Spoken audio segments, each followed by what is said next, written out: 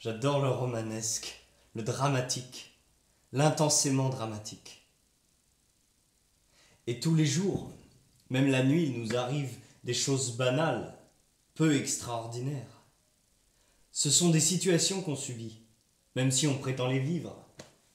Parce que l'être humain, finalement, le véritable être humain, il aime la densité, l'aventure forte, une forme d'exploit à tout moment, pour se surpasser, pour éprouver très sensiblement qu'il est unique et qu'il est en action avec d'autres de son espèce. Sinon, ce sont un troupeau ensemble, phénoménalement banal. À peine sur chacun de nous est inscrit un numéro si on est galérien, un tatouage si on est tatoué.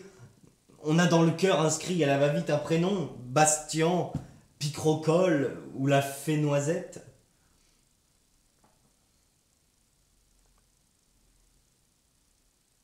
Mais qui suis-je vraiment?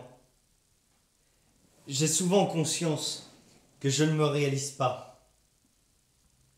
Je veux dire, tout ce que je fais ou dis, c'est bien moi, mais le vrai moi, celui que je sens au fond de moi possible, virtuel, et pourtant bien ressenti réellement, ne se réalise pas.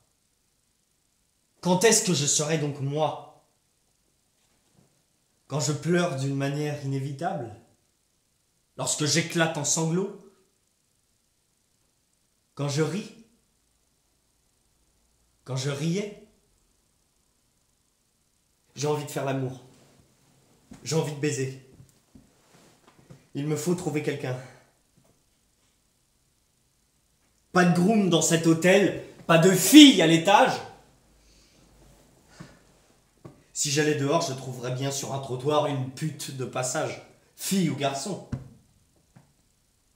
J'aurais très bien pu me décider finalement à monter dans ma chambre et regarder un film porno. J'adore savoureusement les blacks. On en trouve pas mal en Suisse. À Zurich même.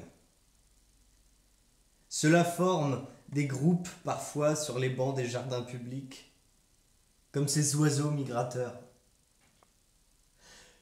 Le black est savoureusement sensuel.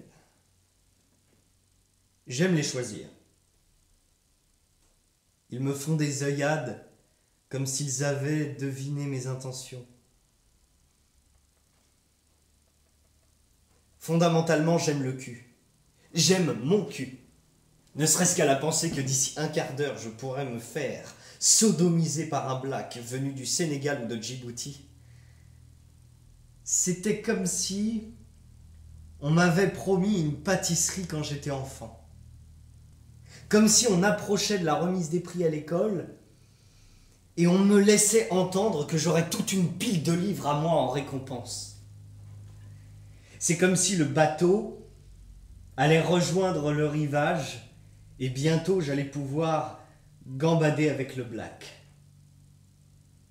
Il m'attendait sur le quai. Il m'avait fait signe avec ce geste large du bras, puis un bisou qu'il m'avait envoyé. Je l'avais réservé par téléphone 2 ou 3 heures avant.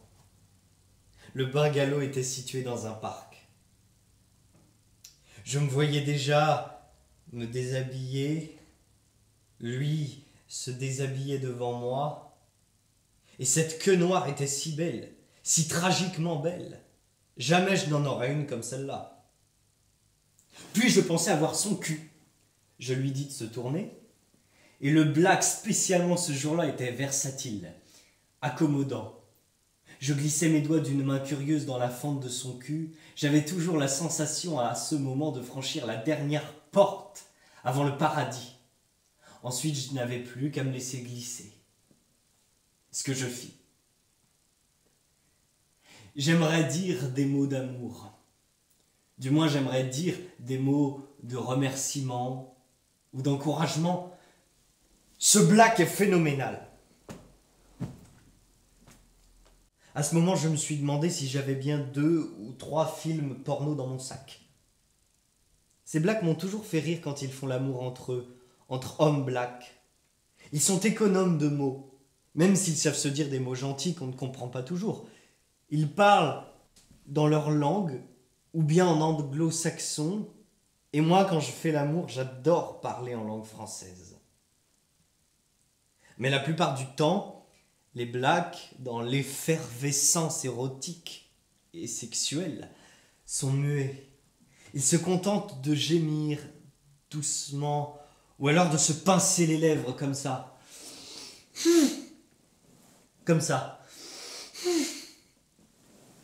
Et il signifie par là que le plaisir est incommensurable, que les plaisirs les dépassent, comme s'ils voulaient retenir des mots ou des cris tellement la jouissance est forte.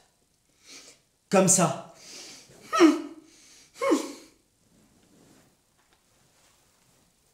J'adorais les phénomènes de l'amour, principalement physique. C'est une obsession chez moi, une multitude de fantasmes. Chambre 27 ou 36. Le black est étendu sur mon lit, tout nu, il m'attend. J'ai le choix. J'entre tout habillé dans la chambre et je me déshabille. Ou bien j'entre nu déjà. J'ai laissé mes vêtements quelque part. Pour la surprise, le choc. C'est mon genre exhibitionniste. Je suis fier de mon cul, de mes épaules, de mes cuisses et aussi de mon regard. Suis-je fier de ma queue? Oui, évidemment. Sa joliesse a de l'envergure. Puis je me suis attardé là. J'aurais pu m'asseoir à nouveau, une nouvelle fois. Je manquais d'amour. Je vais pour appeler Stéphane à Zurich. Il me demande chaque fois avec qui j'ai couché et combien de mecs je me suis fait dans une tournée. J'exagère le nombre pour le rendre jaloux, pour l'inquiéter. Je me veux rare, en même temps extrêmement généreux. Quand j'étais gosse, je fis l'objet de certaines tournantes dans certaines caves à Bruxelles. De là, j'ai retiré cette maxime.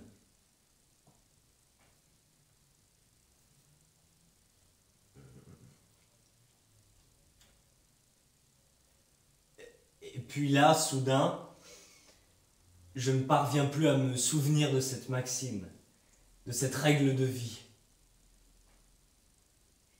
Comme si l'on me disait « Tes blessures te seront des forces pour demain. Laisse-toi niquer, ça t'apprend à survivre. »